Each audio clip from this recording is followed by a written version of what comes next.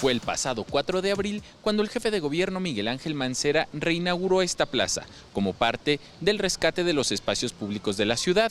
Ilustradores y caricaturistas le han dado un toque especial.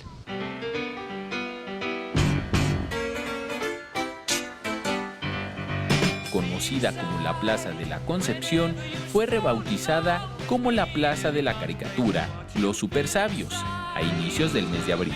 Esto en homenaje a los artistas que han dedicado su vida a la caricatura e ilustración. Lo que hace unos meses fue un espacio abandonado y con poca iluminación, se ha convertido en un atractivo para quienes visitan la zona centro de la capital.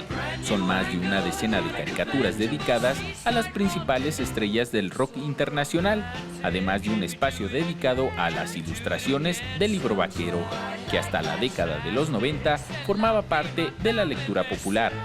Estas caricaturas resaltan la rehabilitada Capilla de la Concepción, una estructura que data de principios del siglo XVII y que también fue conocida como la Capilla de los Muertos, ya que servía como depósito mortuorio de las personas indigentes.